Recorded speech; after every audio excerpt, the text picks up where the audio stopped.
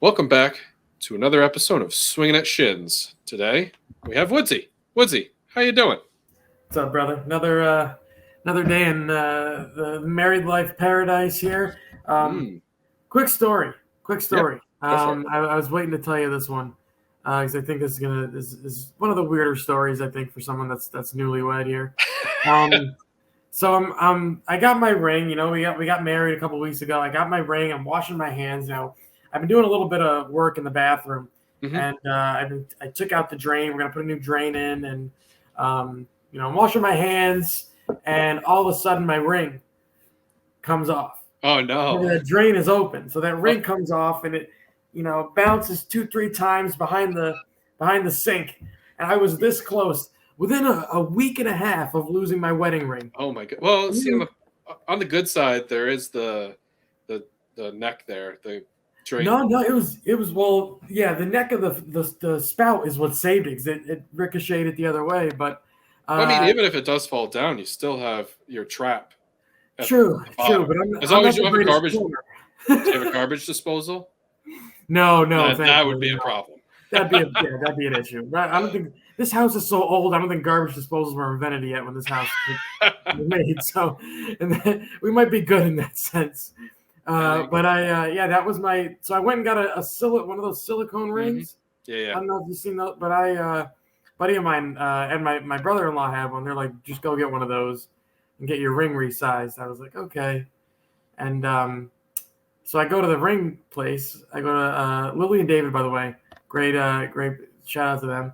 Uh, but I'm going to get my ring refitted, and uh, they're like, hey, so unfortunately, with the type of metal you got for your ring, you're gonna have to just get a new ring, and we can't really resize it. I was like, Oh, okay, whatever. And then I realized I might have chipped the ring that they gave me the first oh, time. yeah. Uh, I thought it was cool on the wedding day to do a little bit of uh, bar trick with the wedding band. Try to open up the Oh, I opened beer plenty. top. I opened plenty. I mean, think of it this way: the amount of beverages I consumed, it was pretty much done with almost every one of those. And then any other one I went up and got to at the bar was done with that too. So, um, I don't remember not seeing maybe a chip or two at least in there. So, Well, you got um, yourself. Do you have to pay for a new ring now, or it this is was just a spot? just shipping and insurance was like 60 Oh, bucks, 70 bucks. That's not bad. It's not bad. no, that's But perfect. yeah, I get a new ring out of it. Yep, So and you chip the old one, and it's all fine and dandy. That's right. what you do every week. Just somehow make your finger smaller and smaller, so Well, that you listen, just this thing is like keep two chipping sizes it. too small. So if I take this thing off, I mean, I look like I've got a new tan line right there. It's like pasty white. So yeah, we'll see. By at this rate, I'll be getting one of those rings out of the little dispensers. hmm That'll be the only ones that are ring pop will be fitting me There you next. So go. There you go. we'll see. We'll see. Well, We had some good football this weekend, brother. yes, we did. Yes, we did. And we had the North London Derby, but we'll get to that. We'll definitely discuss about that. We'll start with our rundown of the scores of match day 6 here. Surprising finish here, 0-0 for Crystal Palace and Fulham. I watched this match and I was like, who's going to score? Who's going to break this deadlock? And nothing happened. And I was like, I guess I should have seen this coming. The best part of that game was seeing Rodney Marsh in the stands. Yeah. The dapper man himself, the man that was easily the best dressed man in the stadium at Selhurst Park. If you don't know who Rodney Marsh is, Man City legend, played with the Tampa Bay Rowdies. But they kept going to him during the game. I was like, is that how boring this game is? So I Kind saw of. it on Twitter. So I was like, all right, let me turn this game on, see how it is. And my dogs were playing a lot, and then all of a sudden, within 5 minutes, they were all passed out on the couch. And I think it was when I turned that game on. So I mean, I didn't understand that game, man. Neither team I thought was really impressive to me. Which No, they you actually know, punched their own weight essentially. yeah, they Nobody really did. nobody went above and beyond in that match. They played down to each other's standards. I don't think either of them really pushed it. No, So no, I agree. it's just one of those duds you get throughout the season, right? Same way with the Luton Town Wolves match here. 1-1 it ended. It was a little It hysterical. was intriguing. I mean, it Did have a wasn't. red card in that match, which was deserved. That dude kicked him Yeah, right in the I kicked would say though, I would ear. go this far. I would say Lockyer deserved a red too, or at He least a was yellow. holding him down. I don't think a red is At deserved. I least a think a yellow. yellow was definitely deserved if Yeah. that was given. But I don't remember who it was who got the red. But doesn't Bellegarde. matter. I think it was Uh, Bellegarde. yeah, He yeah. was one of the few transfers I think Wolves actually brought in. But that match ended 1-1, and Your boy Pedro Neto looked good, man. I said that last week, and He Neto looked came through good. for me. As long as he stays healthy, I think the Wolves will be okay. Not in this EFL Carabao Cup match right now. They're losing to Ipswich Town currently, or lost, but um, you can only do so much on a quick turnaround like that. Yeah. Man City 2, Forest 0. Also a red card in that match. Rodri went bananas for no reason. Which red card was worse?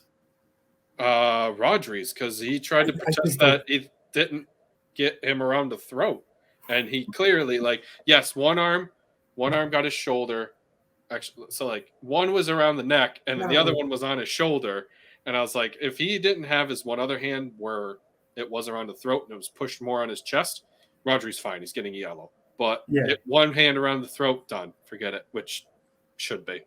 There could have been. I mean, that game. I actually recently watched it last night, and because I wanted to see how the game materialized. I wanted to see City because City obviously play Arsenal in about a week or two. Yep. So I wanted to see how both teams were looking because I watched North London Derby, and the physicality in that game was pretty darn good, especially from Nottingham Forest. I like the fight, and even though they lost that game, they were absolutely outclassed in the first half. For sure. But I thought they showed some fight, literally and figuratively speaking. So I thought that was one of the more interesting games after you watch it back the second time. It was pretty fun to watch. From a neutral standpoint, definitely, I enjoyed my watch with it. It's like, first off, it's how can Man City continue winning, and they're handcuffed right now, so they still won that match, down 10 men. Who can beat them? Forest continue to play hard no matter what. They're not last year's Forest where they're soft and you're going to expect to just walk all over them unless you're at racecourse ground. Then it's a totally different ballpark. But both teams played hard. Forest is a team that's going to stay up this year for sure. They'll be bottom half of the table, but there's promise with that squad.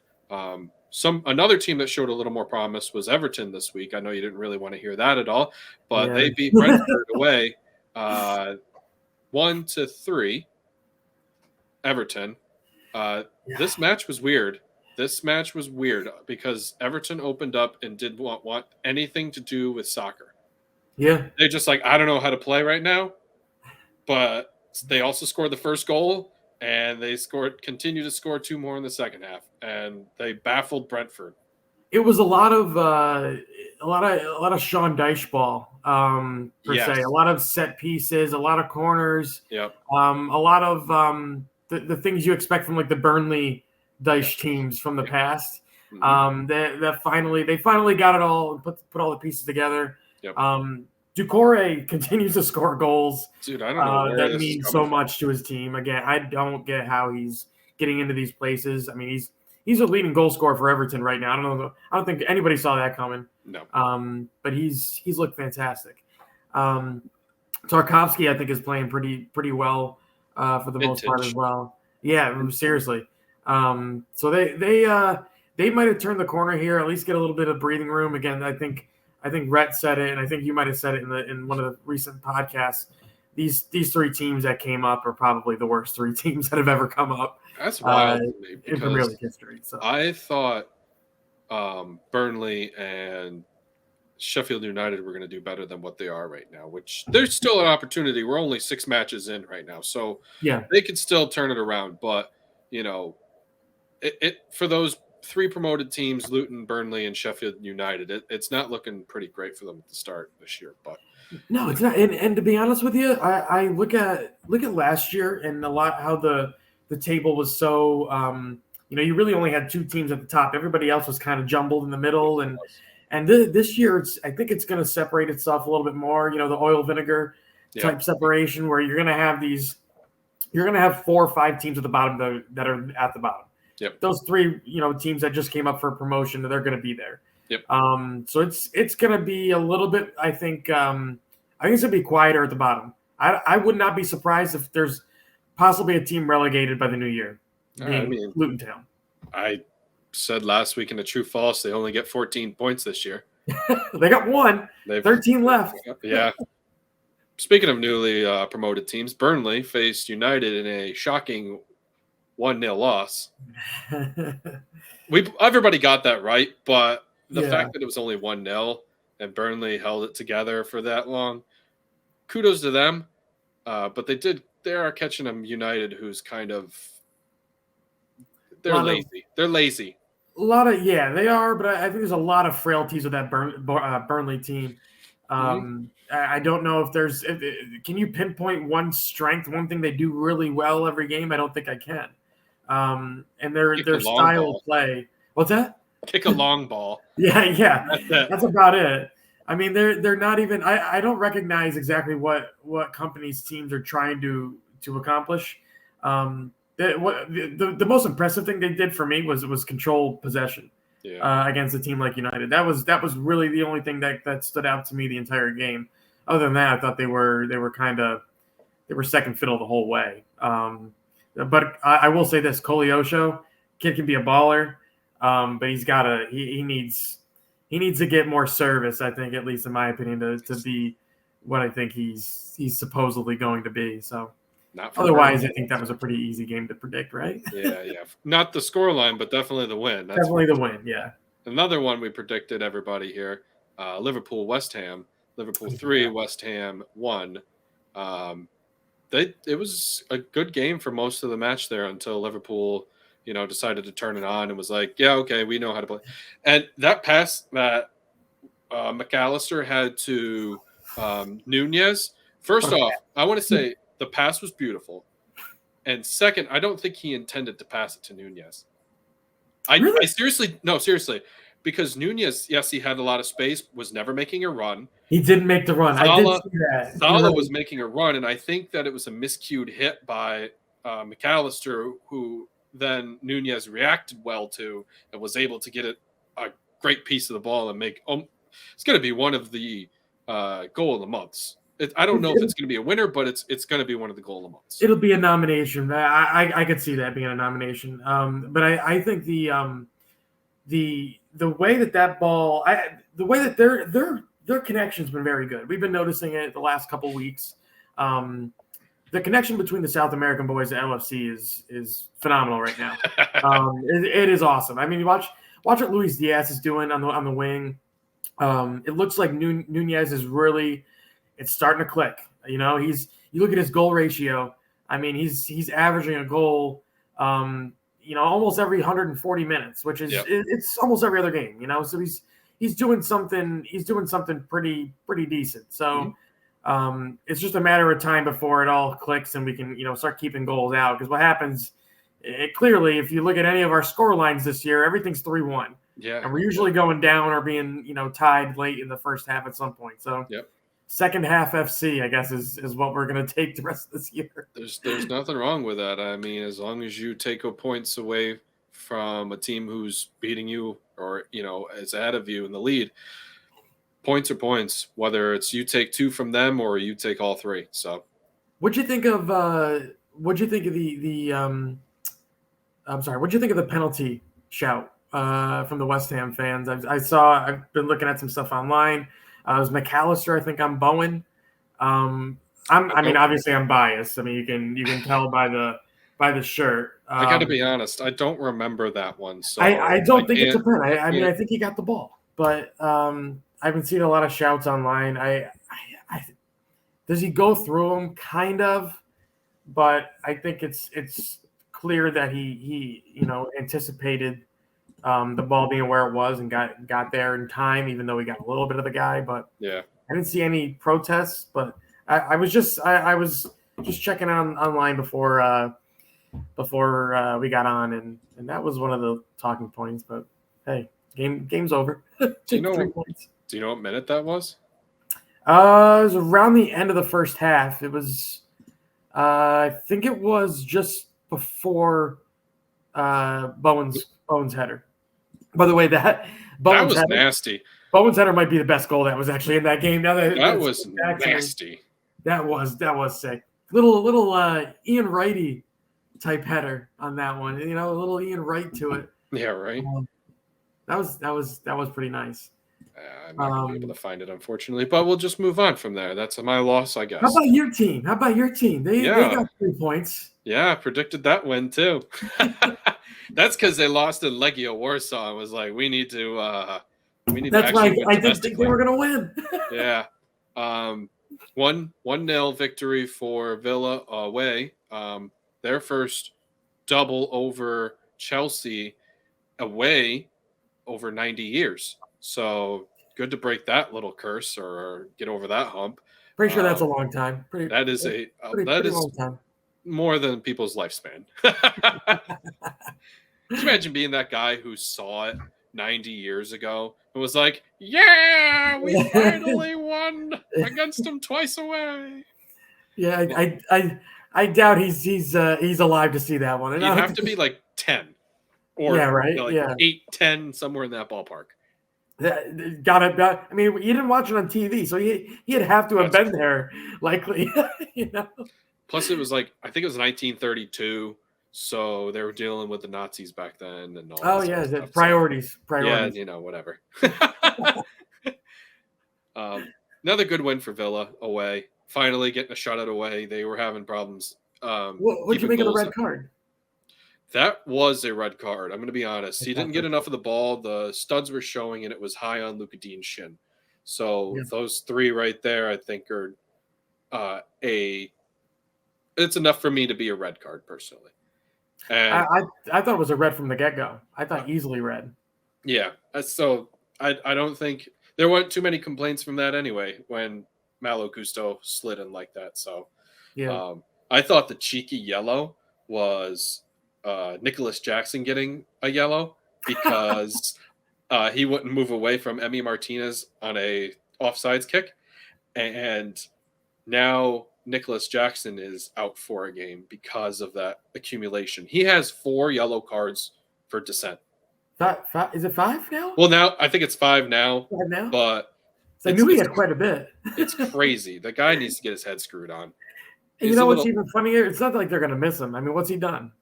I don't even know who they. I think he's put in 1 goal in 5. He's done exactly what Ali has done, but because he's on Chelsea, he looks a little bit more extravagant. That's all. I saw a statistic before we got on here. Chelsea have less goals as a team than Erling Haaland. Yes, I did see that too. Come on now, a top 6 team. I will. Who had this for their bingo card? Sheffield 0 and Newcastle 8. The reason I bring this up is because Newcastle scored 8 in that game, and Chelsea have not scored cumulatively 8. That's also true. I didn't even think about that. Newcastle's doing work in this one game, and that game, like if you blinked, you missed a goal. Yeah. It was an incredible match for Newcastle. Unfortunately, Sheffield United, who I watched this match just to see how much of an S show it was from the get-go. It wasn't. Sheffield actually looked good for the first 15, 20 minutes. And then it just downhill. They fell down a slippery slope and just could not get back up. It was brutal. Absolute self-implosion, I think, was the term I heard a couple people mention. They looked very down on themselves. After the 4th goal, to be honest, the 3rd goal, when they came out in the second half, they were fine. But that 4th goal just put them right down. Forget about it. They were never coming back. I think my favorite thing I heard about that game was the Paul Heckingbottom after the game, the manager for Sheffield, basically saying that this isn't going to be a big point in their season. I'm sorry, man. 8-0 is huge. I think every time I think about Ralph Hasenhüttl, I think of him getting destroyed 9-0 twice. Yeah. come on now. That's the 8-0 with 8 different scorers. I mean, that's insane. So So that 8-0 put them in the bottom of the table too.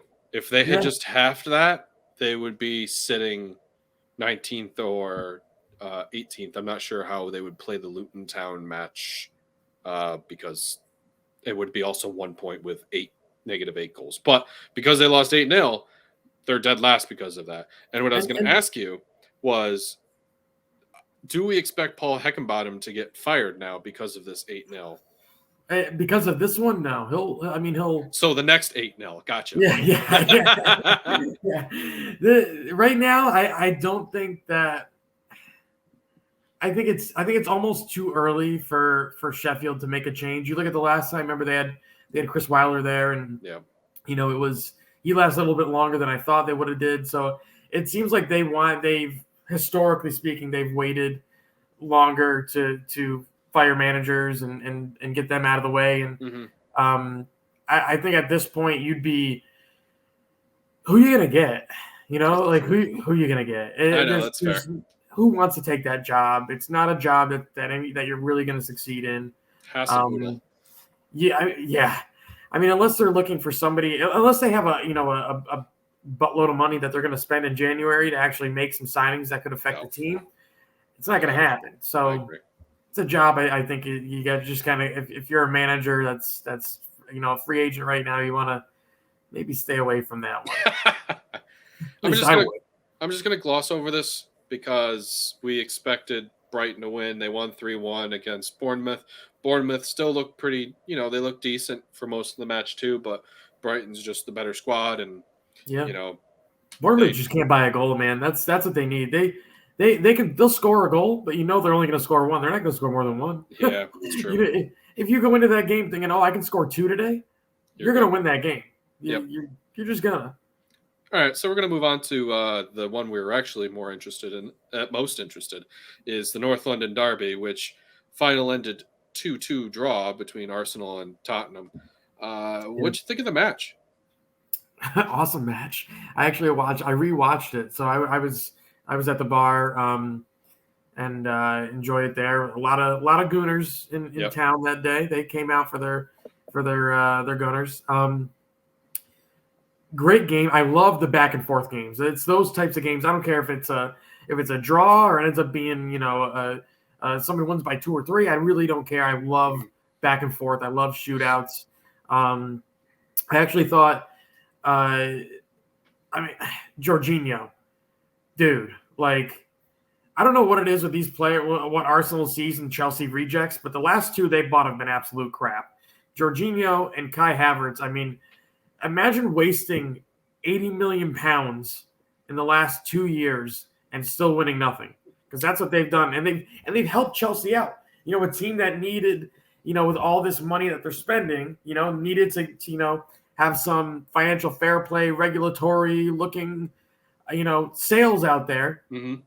And Arsenal literally helped them with that. So, if anything, I mean, they kind of shot themselves in the foot and helped Chelsea out in the running there. But awful mistake by him. I thought Heung-min Son looked amazing.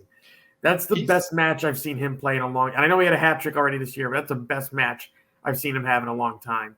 Pushing him forward is probably one of the best things, and that's why we see more of them with an attacking play style than in past seasons. It gave him a second life, did it not? They're pushing him, agreed. They're pushing him more of an advanced forward position, him running through the channels or working off the left to center.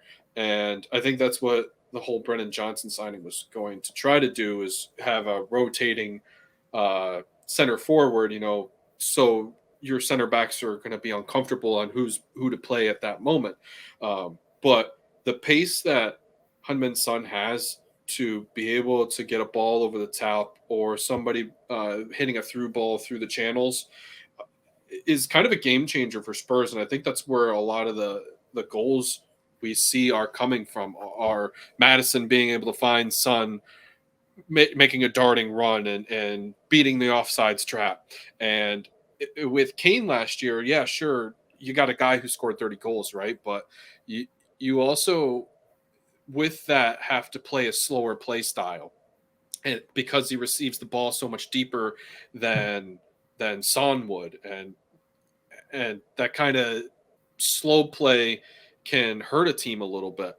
And I mean, fast play can also hurt a team. Look at Leeds; they got dropped down because one, they couldn't retain the ball, and two, their defense was crap. But the thing with Spurs is their defense isn't that bad. Their midfield is actually pretty solid, to be honest, with Sarr, Undagi, and Basuma and Yeah. Madison. All four of those guys right there have been cooking pretty well.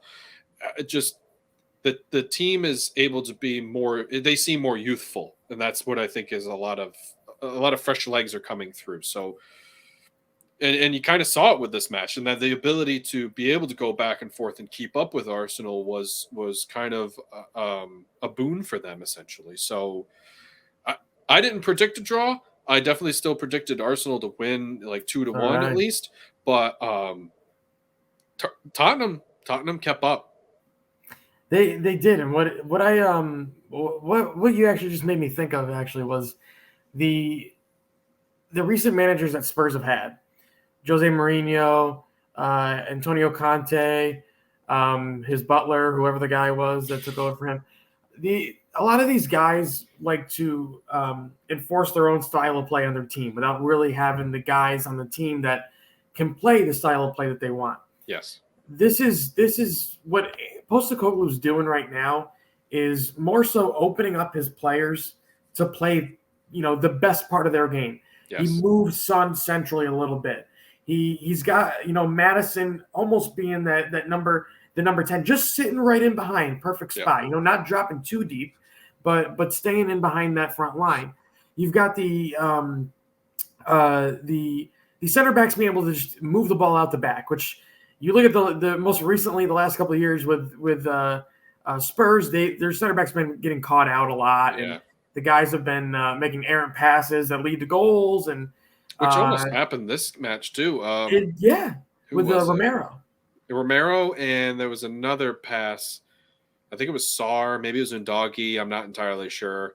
Yeah. Made a terrible pass, and yeah, it was, and it just went back to the keeper almost. I remember that one. yeah. I think Nketiah had a shot on goal with that one, or Yeah. Jesus. I'm not sure. And He hit then the side netting. yeah, that was the one I'm thinking of. We're thinking of But the same one.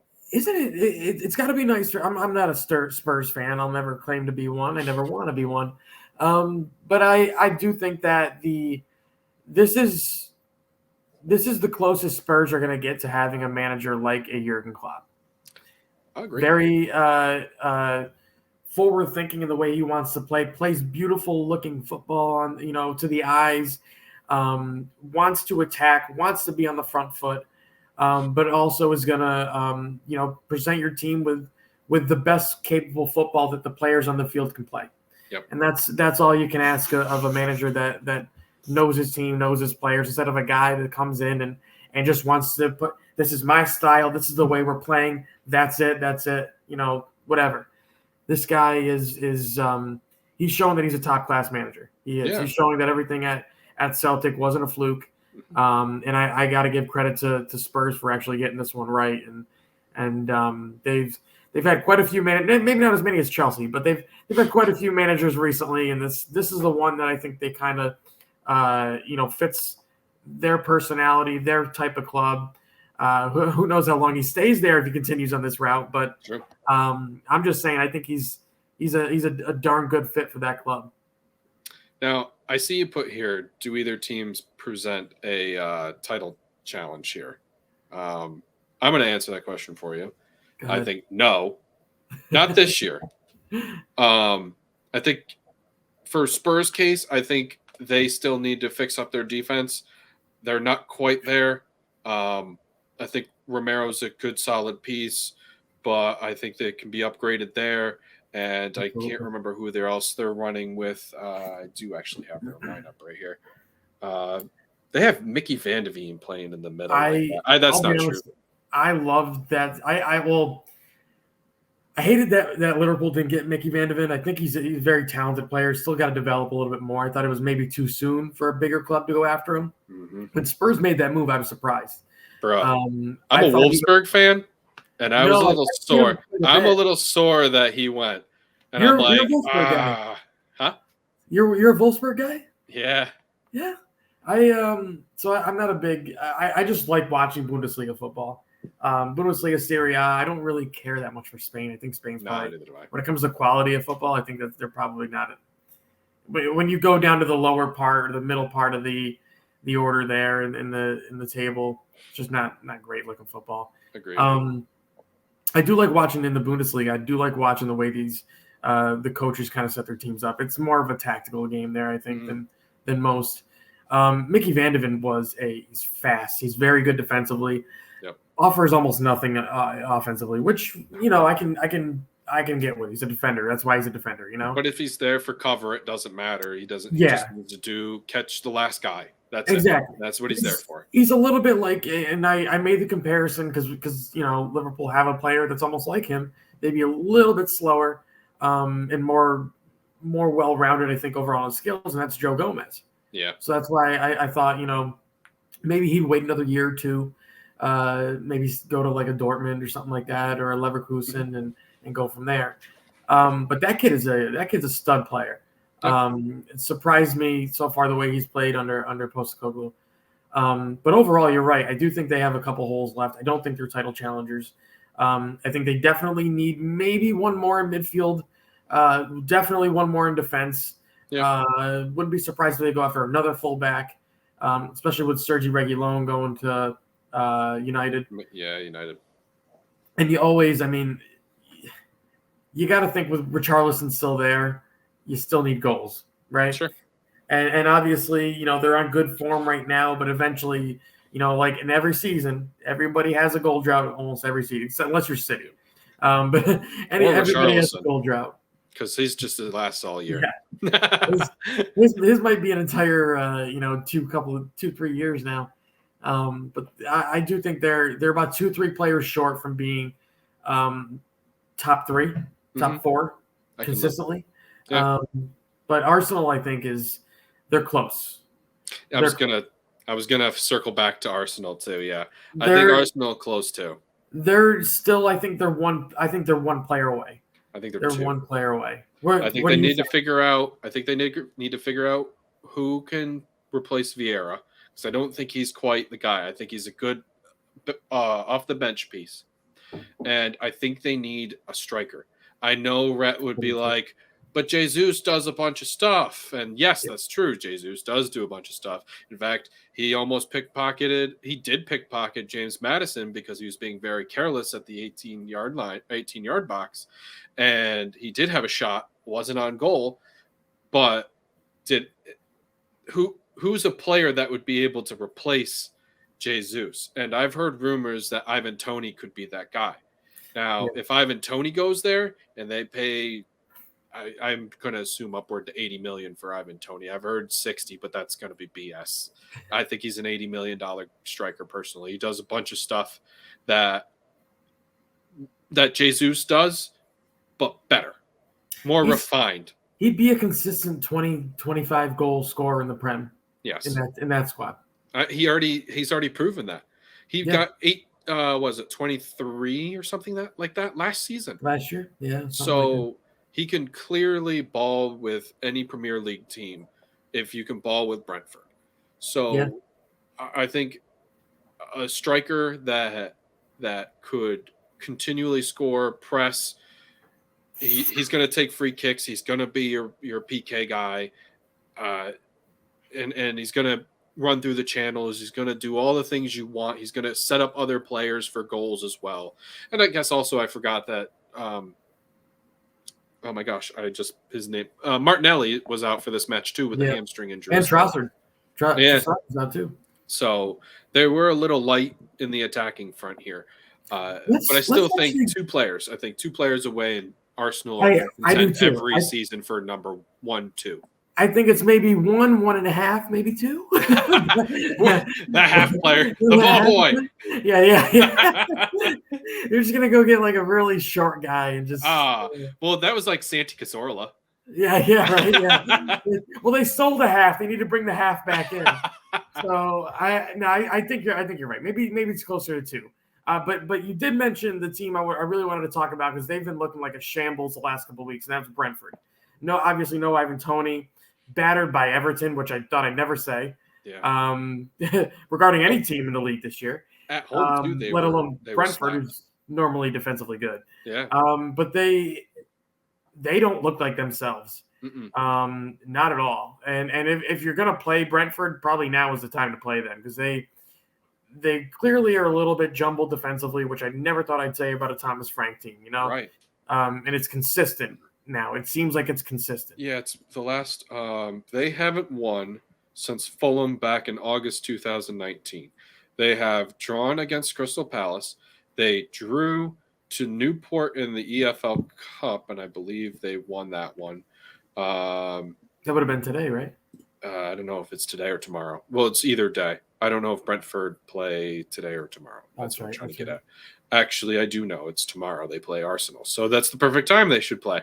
The Moose Cup, the Carabao. Did you ever have that stuff? Carabaos? No, I've never had Carabao. Never had it? No.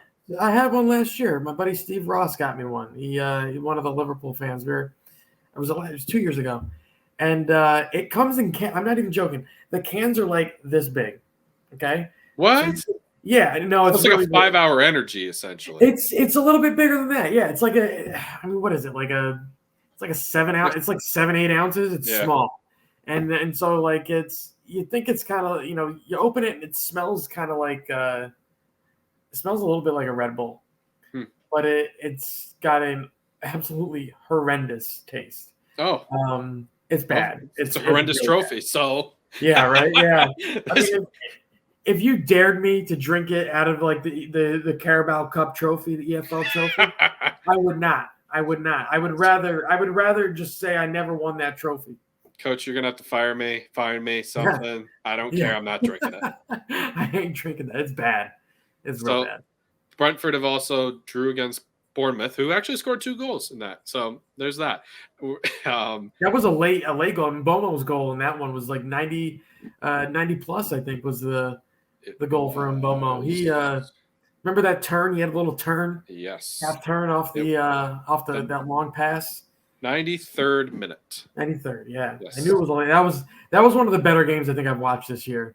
Brentford do put up fun games, except for this last 5, where they also lost against Newcastle with the pen against Anthony Gordon. Yeah, on Anthony Gordon. And I don't think that was a pen. I think he milked that one. And I was talking to Red about that one. Jamie Carragher did an interview with Thomas Frank, and he had said, Thomas Frank, that's not true. Carragher was like, they were leading up to the point of the pen, and then Carragher's like, all right, let's address the elephant in the room, and it was the pen. And Thomas Frank, very humble dude. I mean, honestly, if I didn't have Unai Emery, Villa didn't have Unai Emery as a head coach, I would like Thomas Frank. He's a very articulate man. He's very tactical. He's a very good head coach. He was saying, like, I didn't think it was a pen, is what he was saying, not verbatim, but he also understands why Gordon did it, and he would understand that his players would also have done the same thing. So he knows that the venom bit him this time, but it could also help him next time, kind of deal. So there's that. And then they lead to here. So they haven't won a match in a while, and they've only picked up 2 in the last 5. How many points do they have right now? Is it 5 or 6? I will tell you in a moment when I click on the table. It is 6. They are sitting 6. They have 6 points, sitting 13th, and they have a 0 goal differential. How many up are they on the relegation? It's got to be at least 4, right? They are up by 5 because the bottom 3 only have 1 point. That's right. I mean, I wouldn't panic yet if I'm them. No. Obviously, the big thing right now is can you, when Ivan Toney comes back, is he actually going to play for you? If he's going to play for you, that's good. If he's not, I mean, you got to cash in, and then you got to have guys lined up. You can't not have guys lined up right now. Immediately. Yes, I They agree. got to be ready. Whoever it is, I mean, they do have injuries. They have some injuries that are pretty pivotal. Kevin Shada is a big one. Yeah, Um, he got that knock just before the match, and yeah, they had to start Keen that kid's Potter. a stud. He is a darn good He is player. very quick. German international, came from Freiburg last year. Yep. Very, very, very good player. Young player, and he's still learning the game. That's the thing you got to realize about a lot of the young players at Brentford and Brighton and even Aston Villa with John Duran. A Mm-hmm. lot of the guys that they're bringing in are still learning the game. They're young enough; they're learning the game. They have It's not physicalities something of it, the exactly, longevity, the and stretches of it. the Yeah. knowledge of what to do. It's not Mhm. there yet. So, and if you want anybody that's going to help you out and to learn that, Thomas Frank is probably one of the top guys on your list. Yep. He's easily top 5, top 10. So it's not a bad situation they're in right now yet. Could it get worse? Absolutely. If they continue to lose, I mean, they don't have an easy road ahead. They've got, I think they've got, is it United this weekend? So they have Forest and then United, and Then then Liverpool. it's international break, and then it's Burnley, Chelsea, West Ham, and Liverpool. Those are the next Wow. 8 Maybe I'm matches. going ahead of 1, myself 2, there. 3, 4, 5, 6, I knew 6 matches. Liverpool's got him pretty. I know. Oh, that's Liverpool's got him right before we play Man City. Great. They'll be informed by then. So I agree with you. I don't think the panic. You're hovering over the panic button, Yeah. but you're not like smashing it either, because there's still goal scorers there. What And is it? You've like opened the glass door Yes, to the panic sure. button. That's it right there. And I think they're a little bitten by. I don't think they realize how good David Raya was, and I totally like. Obviously, they do because the optional buy is still significant, but Mark Flecken is having a hard time. Like, he's a very good distributor of the ball. He can distribute Yeah. it like the best. His problem, if you stack the box, he's kind of like Bertrand Leno on set pieces. If you Yeah. stack the box, he cannot fight his way out of a crowd. Let me ask you this: if you're Brighton if you're Brentford, you still have this. Mark Flecken still is not looking good around January. Do you go for Aaron Ramsdale? Oh, that's an interesting take. Loan him for half a season. He's clearly not the number one anymore.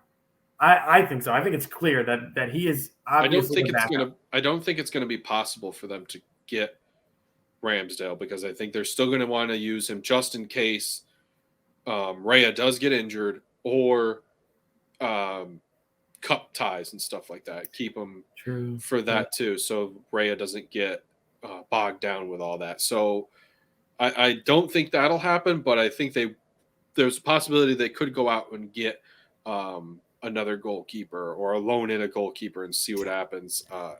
But right now, I don't know. Thomas Frank's probably going to sort it out, Yeah. and the Brentford fans shouldn't be too nervous. Even in the not fixtures here, the table, really, 6th. If you get a win and everybody else settles as a loss, you're going to pony up to 9th. Yeah. So it's not like the end of the world either. They're not sitting with 1 win or 3 draws, whatever Bournemouth have. So there is progress to this team. They're just injuries, new goalkeeper.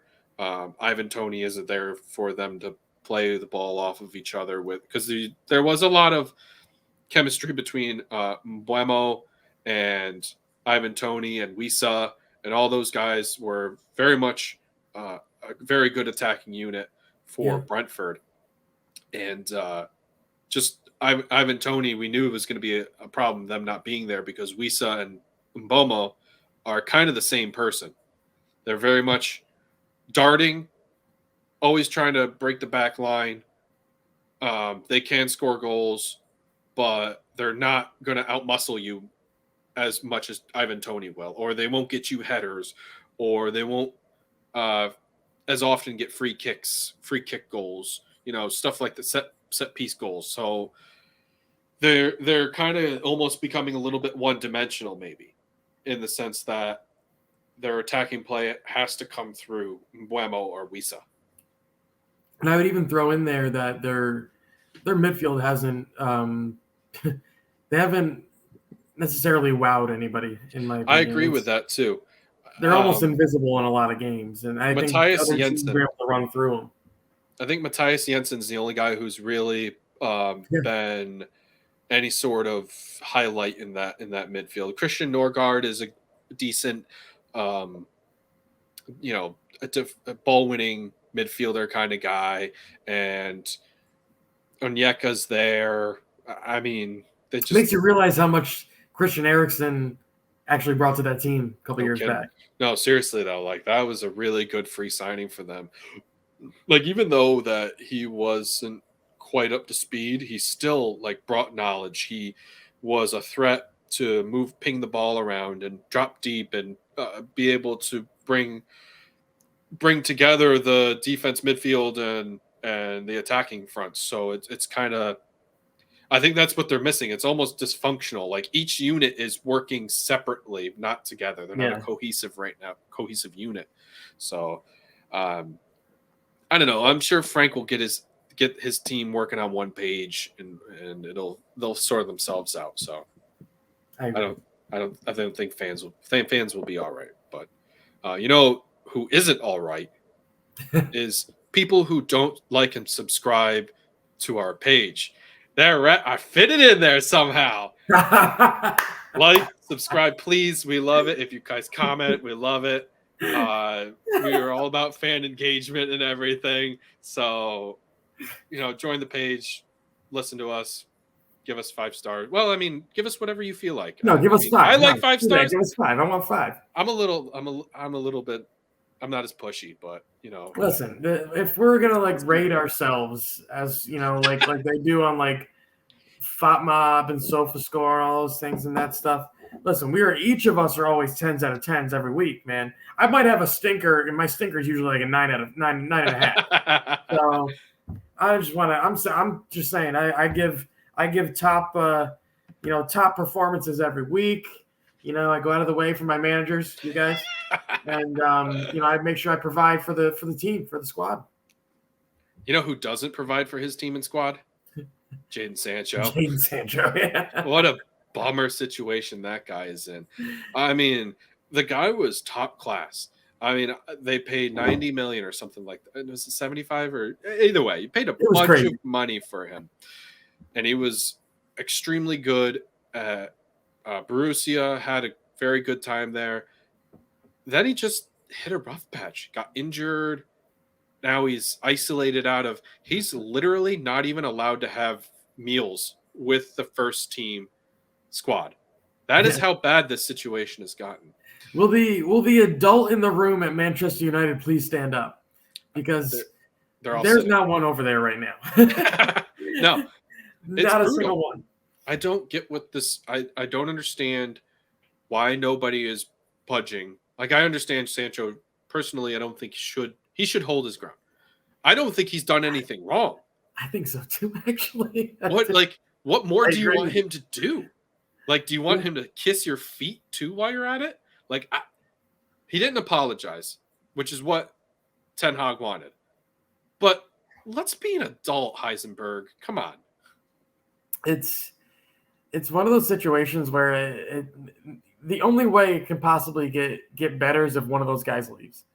And if we're going off a history here with Manchester United recently, when it comes with spats with managers and players, more recently it's the manager that leaves that gets fired, sacked. It's I don't know if that's true because Cristiano Ronaldo bounced when was Ten Hag. Was Ten Hag. So, but I mean, look at all these signings that were brought in. Harry Maguire, poop. He's pretty bad. Yeah. Anthony has not shown the capability he has in Ajax.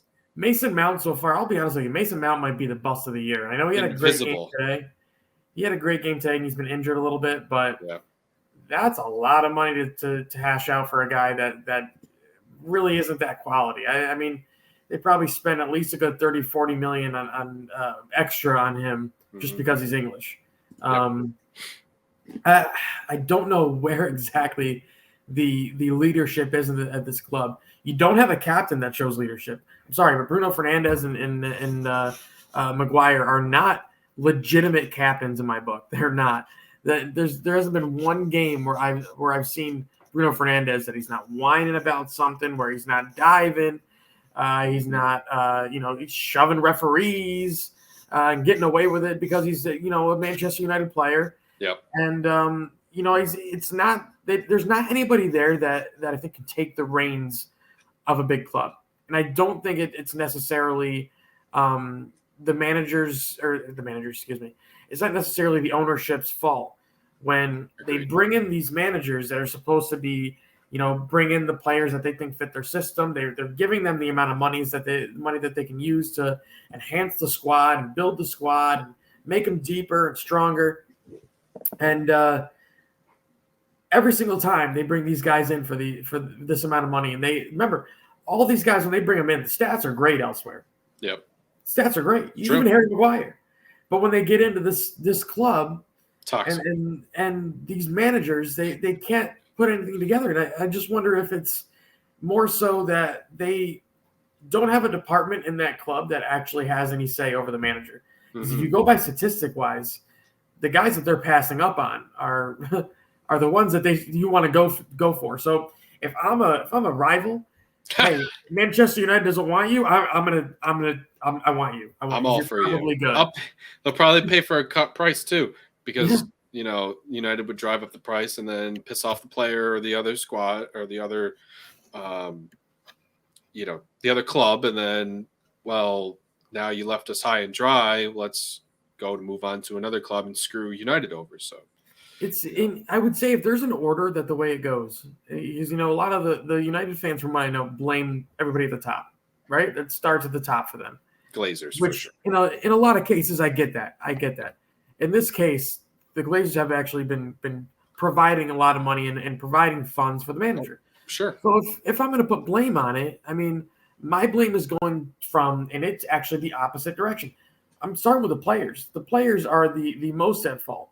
You bring these guys in with all these expectations and the skill set that they have when they come in, and they're failing at a monumental level. Next, I go to the manager for bringing these guys in.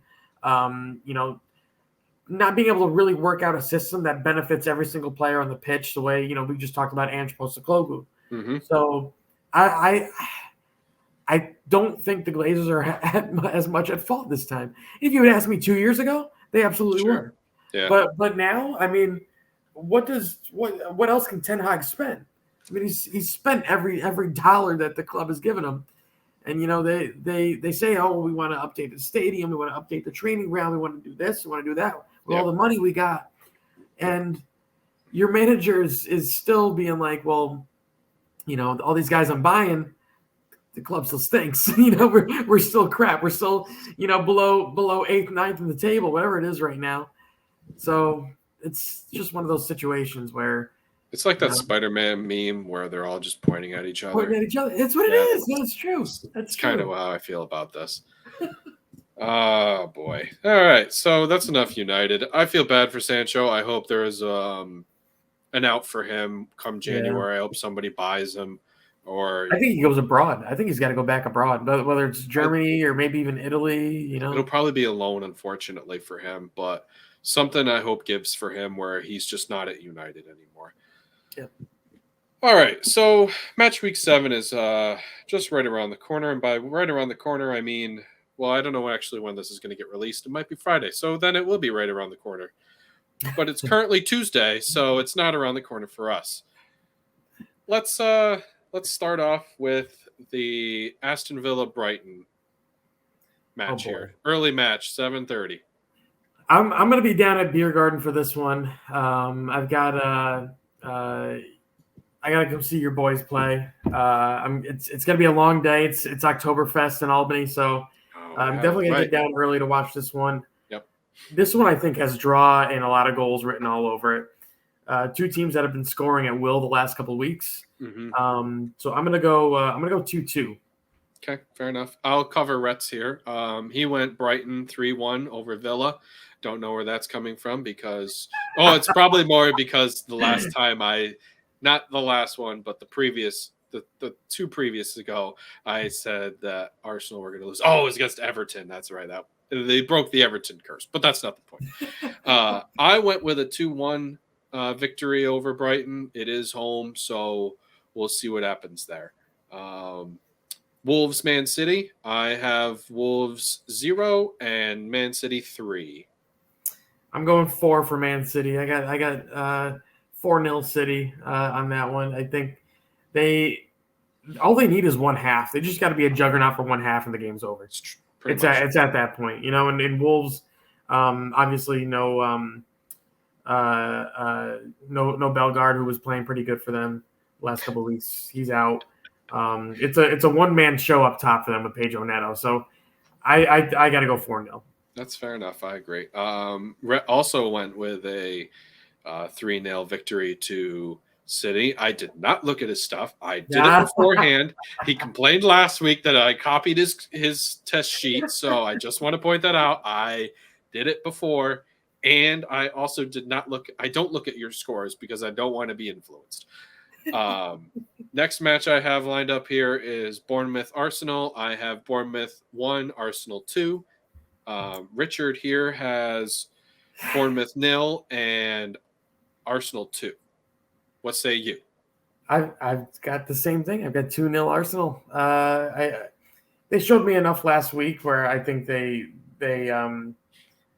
won't stoop down to Bournemouth's level the way they have to other teams earlier this year. Not quite playing to their max potential.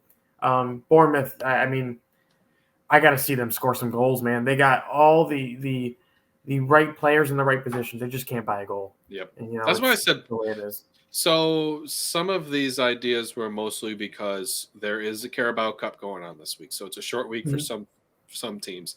And Arsenal didn't get that extra week of rest like the Spurs did, or teams who didn't have to go international this week. So I'm just curious if there is a little bit of tiredness, or just, it is early in the season, so there might not be. And also Rice is dealing with a back injury, and that's why he got taken out in the second half. But they might not even need him. They might not even need him for this game.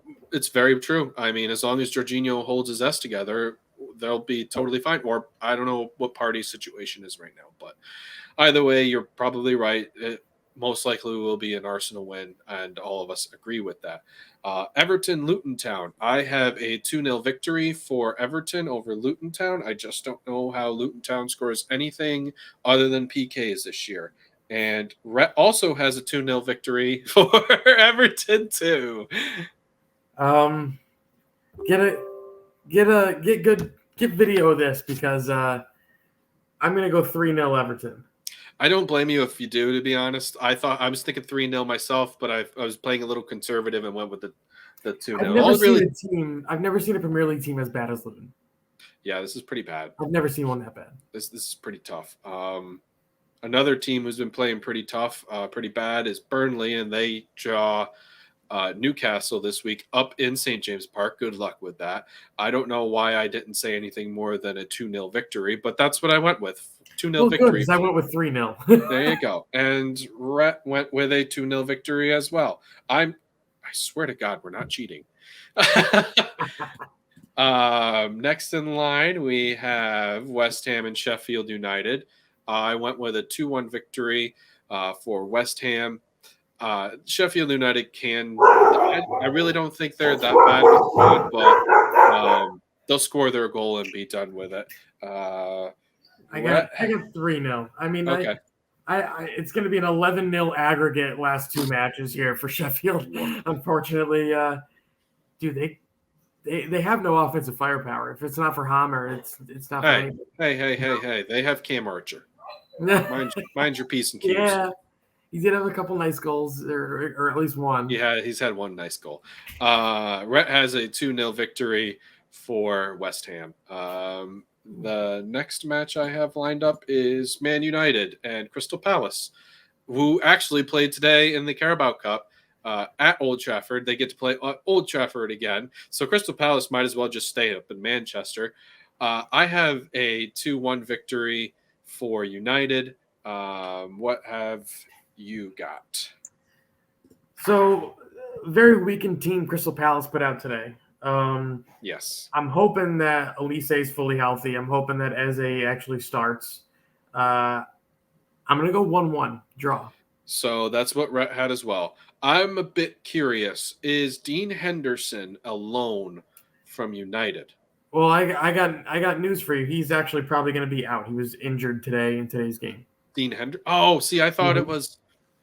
I thought it was the other way around. I thought Sam Johnston got injured and Dean Henderson. Is that what I said? No, you had said Dean Henderson got injured, and yeah. so what is the case actually? Now you got me checking. Now I'm like, wait a second. Sam Johnston Sam Johnston subbed in the 19th minute. Yeah, Dean Henderson got injured. Yes. Okay. Yeah, I misread it when I saw the swap, but that's actually a bigger issue than I thought it was actually going to be. Johnstone, I mean, he's a decent goalkeeper. I mean, he's not been their great. starting. He's been their starting goalkeeper. He's not really good at one thing. Shot stopping, he's okay. Getting the ball out of the back and passing the ball, he's okay. Yep. He's not great at one thing. Dean Henderson, I thought, was a more elite shot stopper than he was. Maybe not elite, it's probably the wrong term, but man, now you got me rethinking my score. I'm gonna change it. I'm gonna change mine. I'm gonna go 2-1 United. Dang. All right. Let me change it on here. United. I'm doing it. I'm breaking the rules. Jeezy Pete's. How dare you? I'm not going to do it right now. Just remind me in a moment. All right. Spurs, Liverpool. You go. Tell me what you feel. I really like the way Liverpool's playing right now, and if they I don't know how the injuries are going to be for Spurs. Liverpool, otherwise, pretty healthy team right now. Knock on wood. Trent could possibly be coming back into the lineup. Yeah. Virgil came back last week, looked very good. Dominic Szoboszlai might be the signing of the summer. No offense to James Maddison, but Dominic Szoboszlai has been absolutely incredible for Liverpool. Every single match, the guy has not had a lot of guys do 6s and 7s. This guy's doing 8 and 9s every single week. He's been pretty solid. I agree. So Liverpool have been pretty consistent with the score lines recently. So I'm going to go with the score line that they keep winning with. It's 3-1. I'm going to go 3-1 Liverpool, and I would even go as far as saying Mohamed Salah scores again in this one to stretch that record he's got. Fair enough. I have Rhett and myself have a 2-2 draw. Wow. I think both squads are gonna. You know why Rhett wants 2-2? I'm gonna go out on a limb here. Just so that Liverpool aren't ahead of Arsenal next week. That's funny. Maybe it's possible. I just think Spurs have done enough against Arsenal to show that they can keep up for now. And I think that they can keep up with Liverpool because they're not in Anfield right now. So that's where I sit with this. I will add this. Liverpool have never lost at the new Tottenham Stadium. That's funny. Never lost, but they can also draw. So there's that. I don't think we've drawn yet. I don't know. I don't remember, to be honest. But let's move on to Forest Brentford. Rhett has a 2-2 draw. I have a 2-1 victory over Brentford. Forest winning 2-1. I got the same score as you do. Same thing. 2-1 Forest over Brentford. Brentford is not in good form right now. Nope, I agree. And the final one, well, that's not true. You have Luton Town and Burnley. Rhett and myself have Fulham and Chelsea. Rhett has a 1-0 victory for Fulham. I went 0-0. I'm going to give Chelsea this one. I don't think Fulham are that. I don't know how Fulham are really going to be able to get more than one goal if they get one. I don't know how Chelsea are able to score at all. I don't know how Chelsea are going to do it either. But the thing is, I think this is a game where Raheem Sterling just takes over, get himself a goal, provide an assist. He's due for a game like that. Did you watch the Villa match? That's all he did was just dribble into the box and then nothing. That's all he does. He fishes for a pen. That's I it. think that's part of Nicholas Jackson too. Nicholas Jackson doesn't set himself But up right. Nicholas Jackson isn't there. Oh, you're saying? I'm sorry. I shouldn't have cut you off. I'm sorry. No.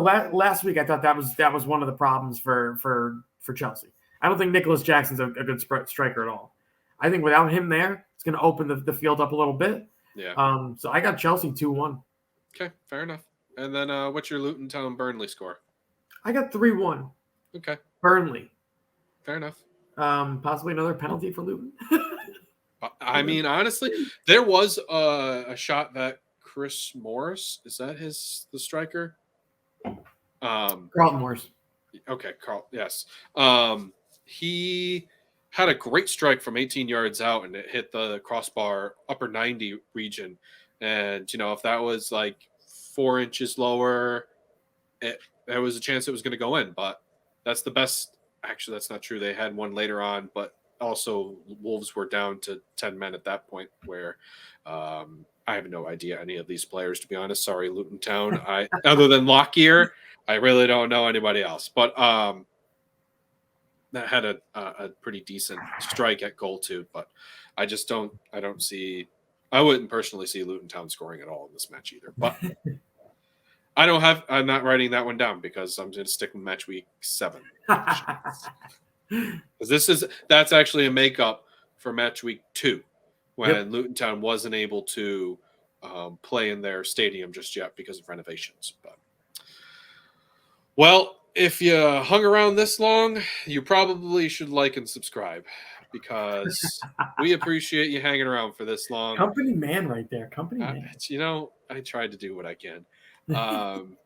This has been Swinging at Shins. This is Aaron and Woodsy. So, again, we appreciate you guys hanging around and listening to us, and the shenanigans will forever go on. Trust us. And if you are down at the at Wolf's Beer Garden this weekend, it is Oktoberfest, so you'll likely see both of us there. I know you're going, right? I actually have a wedding to go to. I have a family wedding. No. Dude, so listen to this. I was invited to 3 weddings on the same day. Really? Yes. So I'd like to say congratulations to Mike Verkler and Kate. When they get married, unfortunately, I won't be up there. And Jess and Jeremy, congratulations. And Casey and Katie, who I'm actually going to go see, congratulations to you guys as well. 3 weddings. Yeah, it's crazy. It's unfortunate too. I wanted to go to Mike and Kate's. They're up in Sac Harbor. Oh, yeah. So it wouldn't have worked out. Because I would have loved to have seen you go to all 3 weddings in one day. Oh my God, I don't know how that would happen. That would have been absolutely incredible. I would have. I don't know. It just would have been impossible. That's please tell me that's like another Vince Vaughn or Adam Sandler movie right there.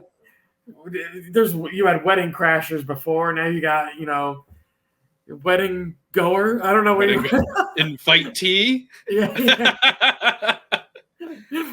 That's it. I would love it. You just we'll put a GoPro on you. You just go to every wedding. Oh my God!